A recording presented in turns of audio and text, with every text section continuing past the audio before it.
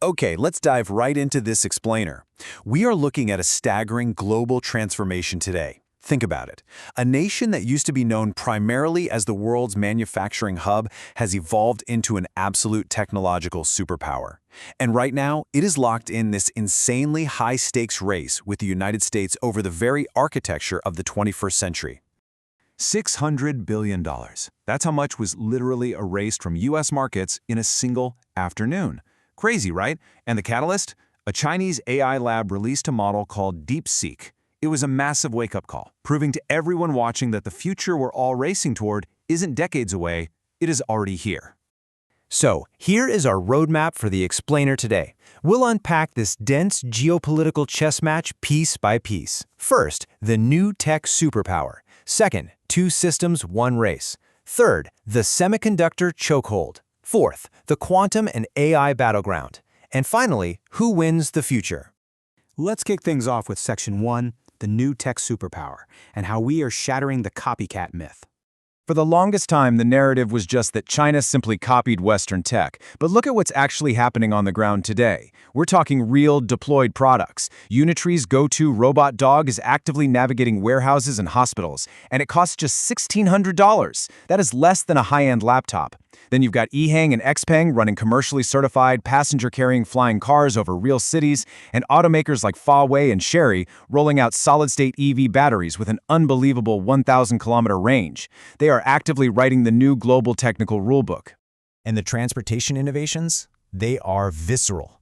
Imagine a superconducting maglev train hitting 700 kilometers per hour in just 2 seconds. That acceleration literally leaves a Formula One car in the dust. At commercial speeds, the trip from Beijing to Shanghai could collapse from over 5 hours to under 2.5 hours. It makes the whole concept of geographic distance kind of irrelevant. And then, get a load of this number, 100 million degrees Celsius. China's East Fusion Reactor, often called their artificial sun, held plasma at this temperature for over 17 minutes. That is 6 times hotter than the core of our actual sun. It pushed right past the Greenwald limit, which physicists used to think was the absolute hard boundary for plasma density in a tokamak.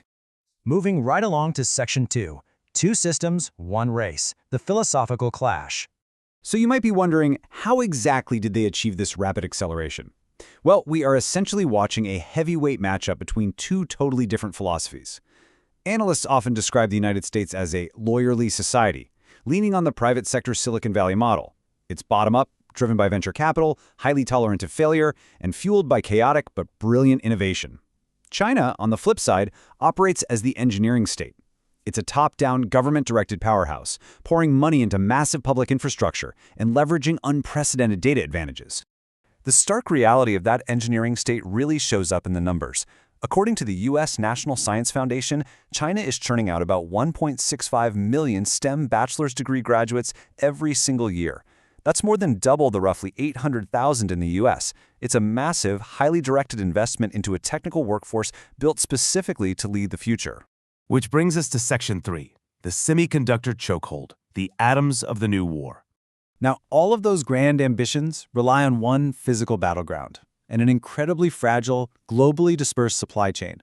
The U.S. leads in designing the chips, sure. ASML over in the Netherlands builds the mind-bending extreme ultraviolet lithography machines needed to print them. But the advanced fabrication? That happens almost entirely at TSMC in Taiwan, producing over 90% of the world's most advanced chips. This is the silicon shield, and honestly, it is the single most critical bottleneck in the world today.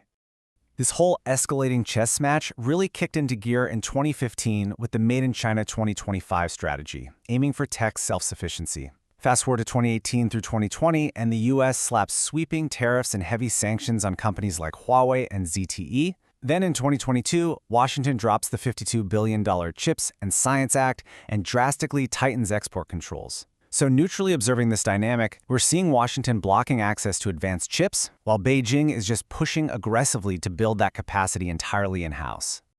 All right, let's look at the horizon in Section 4, the quantum and AI battleground, the ultimate prizes. Because this competition isn't just about making a better consumer gadget. We're talking about technologies that will fundamentally reshape military and economic global power. First up, a fault-tolerant quantum computer. Basically, it's a machine that uses quantum probabilities instead of classic ones and zeros, letting it process vast, complex datasets exponentially faster than even today's greatest supercomputers. The stakes here? Well, the first nation to build one could theoretically crack every military secret out there and absolutely dominate artificial intelligence for the rest of the century. The legendary physicist Richard Feynman hit the nail on the head when he said, if you want to simulate nature, you need a machine that speaks nature's language. Classical computers speak in static ones and zeros, but nature speaks in fluid quantum probabilities. A quantum AI could perfectly model global financial markets, discover new life-saving drugs in a fraction of the time, or power highly advanced autonomous drone swarms. To win this ultimate prize, China is leaning hard on that top-down engineering drive we talked about. They are treating quantum tech like a mega project, with an estimated $15 billion national investment. They've launched the Messias satellite for theoretically unhackable quantum communication. They've laid a 2,000-kilometer secure fiber optic network connecting Beijing to Shanghai. And their Zhujiang photon-based quantum computer is actively breaking global calculation records. And the military applications are just staggering. Take quantum radar, for instance. This is the theoretical ability to use entangled photons to detect advanced stealth aircraft. Think the F-22 or F-35. Because just observing a quantum particle changes its state, stealth technology as we know it could literally be rendered obsolete overnight. That specific capability is exactly why the Pentagon is treating this like an all-out arms race. In response, America is running a totally different playbook, a bottom-up counteroffensive, relying heavily on the chaotic but brilliant engine of the free market. We're talking titans like Google, IBM, and Microsoft. Programs like DARPA's US2QC are partnering directly with private companies. The U.S. strategy leverages that classic Silicon Valley culture where taking massive risks and failing fast is seen as a badge of honor, not a career-ending mistake. And this arms race brings us right back to the economics of AI.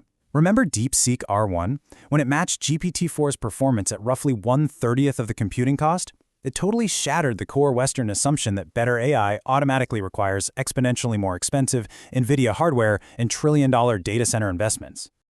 The urgency here is absolutely crucial. As former Google CEO Eric Schmidt warned, a rival superpower pulling ahead in military AI could fundamentally alter warfare and global security. We are looking at a very real scenario where AI-guided drones and automated cyber defenses operate and react at speeds human operators simply cannot match. Finally, let's wrap this up with Section 5. Who wins the future? When we pull all these threads together, the big picture is clear. We are in the middle of a high-tech siege.